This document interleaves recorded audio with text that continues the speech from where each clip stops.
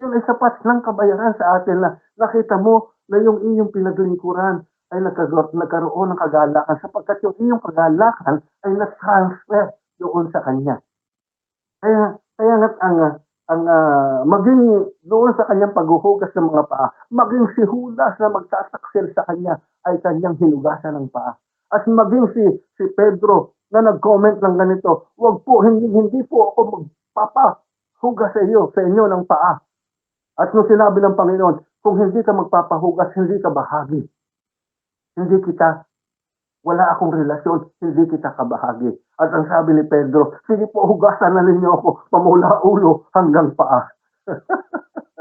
So, kaya kinakailangan mga kapatid, kapag tayo naglilingkod, ibigay na natin yung todo. Ibigay na natin yung todo. Alam niyo kung bakit? Sabi ko nga nung isang araw, umiidad na tayo. Most of us na nasa screen na nakikita ko, pero lang siguro sinimpa, ay senior citizens na. At doon sa ating panahon ngayon, gawin na natin talaga yung paglilingkod. Pagkatapos ng lahat ng ito, wala na po. Akyat tayo sa langit sa bayan at lood kasama na natin ang Panginoon. Subalit doon, paglilingkuran naman natin ay iba na ang ating Panginoon. Na pwede tayong magsabi na, Lord, kami na parito upang ikaw ay paglingkuran. Habang panahon, in eternity.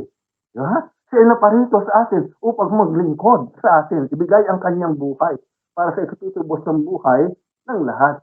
Pero pagdating ng panahon na tayo dumuon sa langit na bayan, tayo duroon upang paglingkuran ang Diyos na buhay. Okay.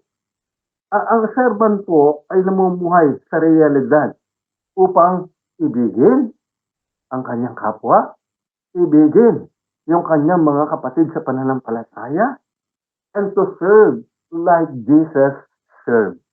Diba? At maglingkod ng katulad ng paglilingkod ni Jesus. Bakit po? Because napakataas, napakahayas na pribilehyo ang idinudulot po ng ikaw ay maging lingkod ng Panginoon.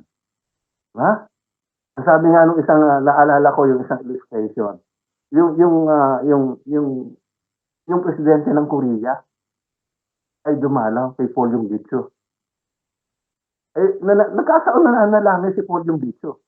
Ang sabi ng servant, nung kasama, nung worker, hindi po pwede na lumabas si Pastor Paul at siya po'y nananalangin. Nagalit ang presidente ng Korea. At nung sila magkaharap, sinabi, ba't di mo ko hinarap? Sabi niya, ay pasensya na kayo sapagkat ang aking pong kausap, ang aking pong kaharap sa oras ng kanyang pagdating ay hari ng mga hari at Diyos ng mga Diyos. So, tayo po ay naglilingkod sa pinakamataas, may pinakamataas na kalalagayan sa universe. So, isang pribilehyo na tayo po ay maglingkod. Sapagkat ang sabi ng salita ng Panginoon, for whosoever exalts himself shall be humbled. And that who humble himself shall be exalted. So, lahat ng nagpapakababa ay itataas. At lahat ng nagmamataas ay ibababa. Ano yung ating pong puntong kaisipan sa umagang ito? Ano po yung ating thought for today? The highest position in the church is that of a servant of Christ. Ang pinakamataas po na posisyon sa iglesia ng Panginoon ay yung isang tagapaglingkod ni Jesus. Amen. So maraming magandang umaga po sa ating lahat at tayo po ay muling manalangin.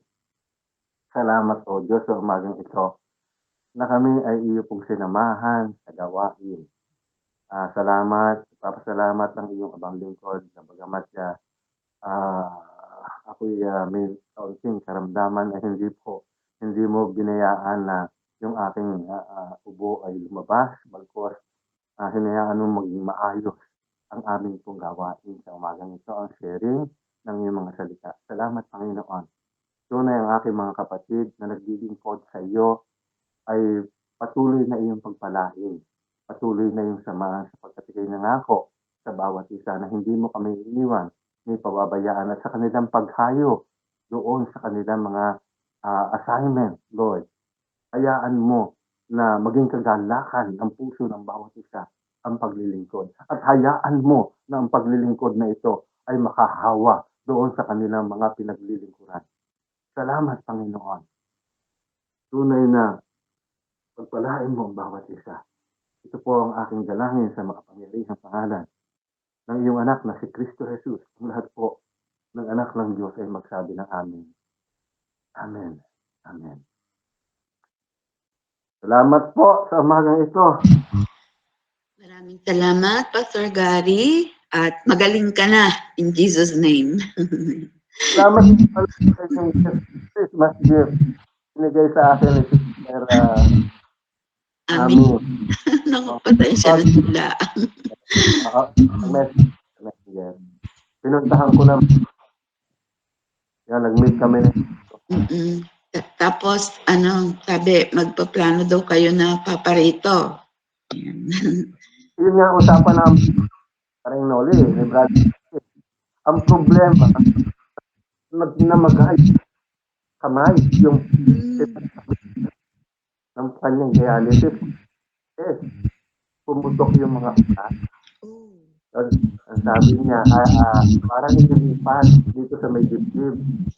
Sabi niya sa akin ay medyo hindi muna siya maglalabas kasi hindi pa siya pwede mag-drive. Si amin naman ay parang hindi pa masyadong sanay. At tapos ay alam nyo nga, dahil siguro sa excitement namin, nagkwentuhan kami ng napakatagal, mula ng pag-ibig. At meron ako isang bagay na nakalimutan na hiningi ko ng sabi ko, ng tawad sa kanya nung makaalis na ako, nakasakay na ako ng jeep. Nakalimutan ko kami mag-pray. Bakit naman kaya ayun pa nangyari? Hindi naman ang pinakauna dapat. Siguro dahil doon sa excitement. Kasi matagal na kami. At ito sa inyo, isa sa pinakamatali kong kaya nga kita, walang putos yung kwentuhan. Reminiscence of the past.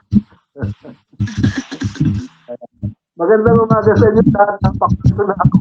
Okay, pahinga ka na po at pagpe-pray ka namin. Salamat po. Okay.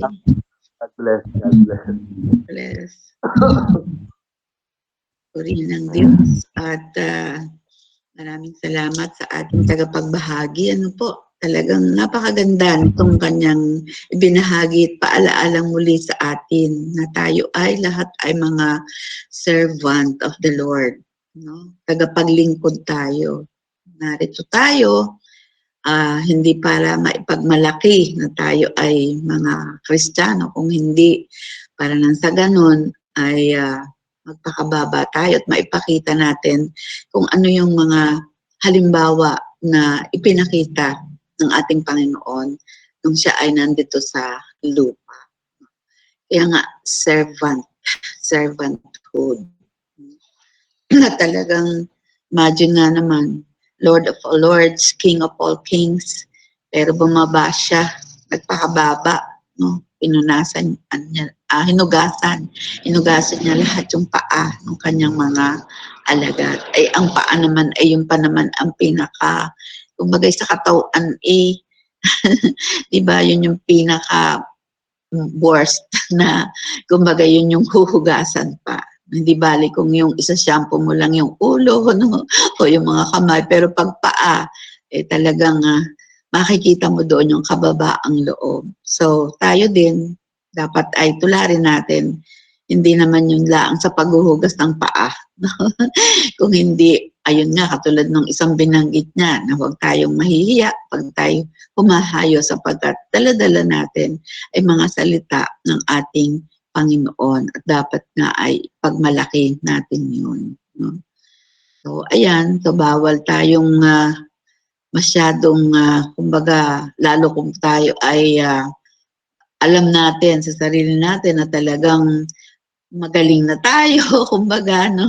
Punong-puno na tayo ng salita ng Diyos, alam na natin